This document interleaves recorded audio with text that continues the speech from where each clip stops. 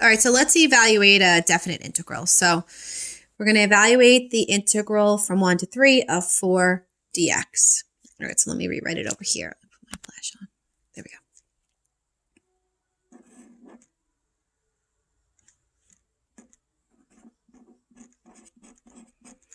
All right, so first thing I'm going to do is I'm going to integrate 4. So when I integrate 4, I have to attach an x to it.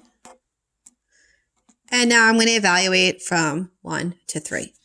So I'm going to plug in 3 first. I get 12.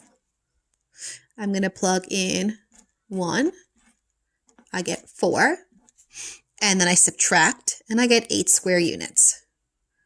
Okay, so that's how you evaluate the definite integral. So now watch what happens if I relate this back to a geometric shape that we're used to seeing. So let's go back to the original problem.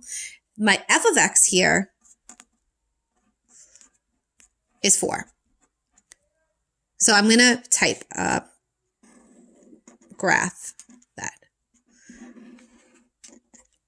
All right, so f of x equals 4. 1, 2, 3, 4. It's just a straight line. Oh, I missed 4. That's it a little bit. Okay. From 1 to 3.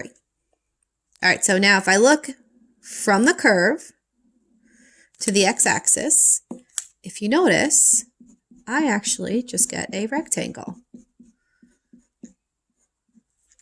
Which is nice because now I can confirm this, that my definite integral is correct. So this right here is 2 units.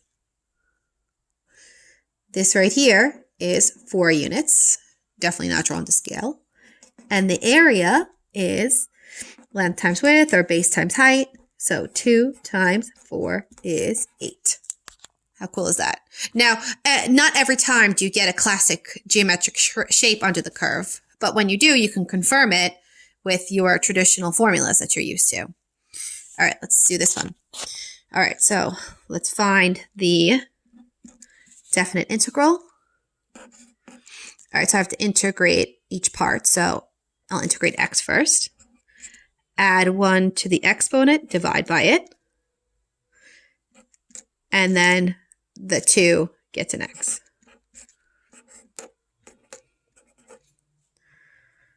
All right, so now I'm going to plug in 3. So I get 3 squared over 2 plus 2 times 3.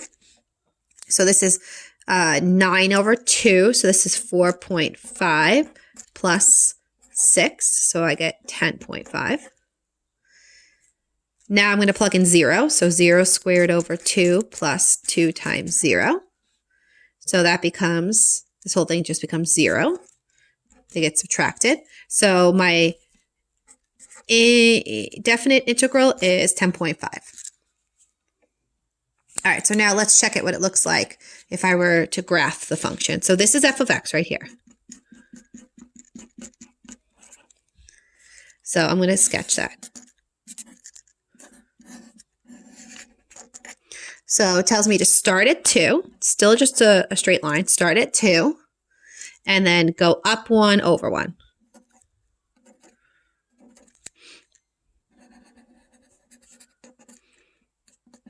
Okay. My interval is from 0 to 1, 2, 3. 1, 2, 3. And then if I check this out, I have another classic shape, which is my trapezoid.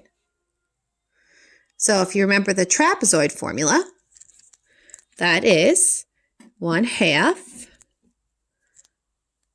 height times base 1 plus base 2. So the height of my trapezoid is 3 units. Base 1, doesn't matter which one, is this guy. This is, remember we went up 2 units. Or if I plug in 0 in here, I get 2. So this is 2. And I plug 3 in here, I get 5.